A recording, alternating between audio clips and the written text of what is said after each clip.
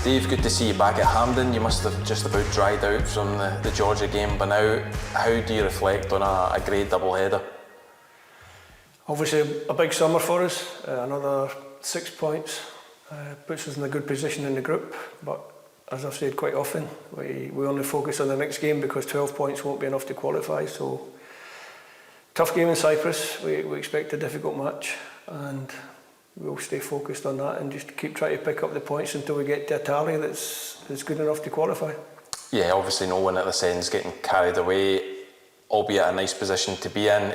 It seems quite a grounded group of individuals. It doesn't seem like something you would have to impress on them too much.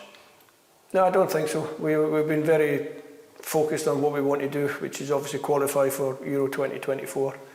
We're working towards that. We know we've got tough matches, second half of the campaign. We're in a great position at halfway. But as I said before, we have to keep focused. We'll concentrate on Cyprus. And obviously on the back of that, we've got a nice friendly here against England. But the Cyprus game's the one that we've all got our eye on. It must be nice to see the confidence build all the same, even that bit of self-belief that must reinforce itself every time there's a good result. Winning's a great habit. Gives you the confidence, it gives you the belief to go into any game and think that you can get a result. But you also have to be mindful of the opponents. Cyprus will probably be a little bit disappointed with their points returned so far. Their game at home to Georgia, they definitely deserve to get something from that game, and they've got nothing. So we expect a difficult opponent and a tough night in Cyprus. Yeah, we're not trying to downplay the importance of a packed out Hampden for a game against England. It's always going to carry an edge, but presumably all thoughts on Cyprus at this stage? I think so. Obviously the qualification's the most important thing. The England game will take care of itself. It's a historic occasion, 150th anniversary of the Scottish FA.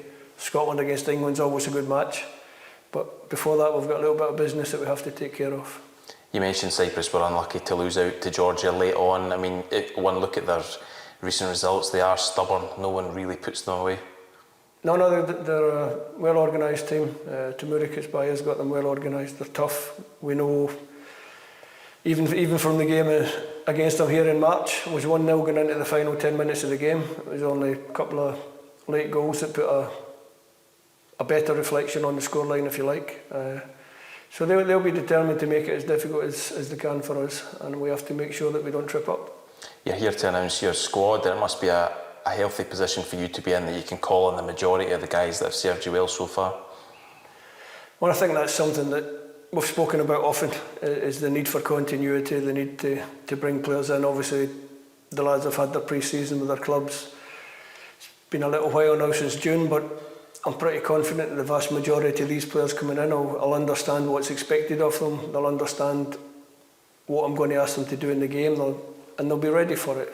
And we don't have a very long lead in, because obviously there's a lot of players will play on the Sunday. The Cyprus game's on the Friday night, so not too much time on the training pitch. But continuity, they should know what they're doing. If we can touch on maybe the 2 or 3 that are returning faces to the squad: Shea Adams, Nathan Parsons, Scott McKenna back in for different reasons. Maybe they've been unlucky Scotland-wise recently. Shea is obviously an important player who's been missing. Nathan was touch and go for last time, and Scott obviously had to miss out. So good to have the 3 back. Nice. You know, over the course of the year, over the course of every squad that you pick, you know that you're going to have call-offs with injury. Shea, Nathan and Scott were all injured for the June games. Thankfully they're now back, ready to go. So it's nice to have them back in the fold. So Elliot Anderson's not a new name Scotland-wise, because he's come through the youth ranks, but a new face as far as the senior squad's concerned. What do you like about Elliot? Why has he been rewarded? He's a good player, first and foremost. He's good talent. I've watched him play a few times for Newcastle. Obviously, if you're involved at that level in the English Premier League, you must have some talent. I've got some people at Newcastle that I know that speak very highly of Elliot. We've had a few good conversations, myself and Elliot, and he's chosen to continue his path with Scotland. Obviously, he had other options. He could have gone down the road with England, but he's chosen to come with Scotland, which is great for us. How important was that for you to hear that from him? I think it's always important that you know the players are committed to the country. Elliot's committed. I think it's a good one for us. I've always tried to introduce younger ones into the squad with the future in mind, and I think if you look at the balance in the squad now between senior players, established internationals, and some of the younger ones that are going to carry the national team forward for years to come, there's a really good balance there. Yeah, I was going to ask about that pathway, because seeing another young face in the squad must give real hope to the guys that are maybe just knocking at the door behind them.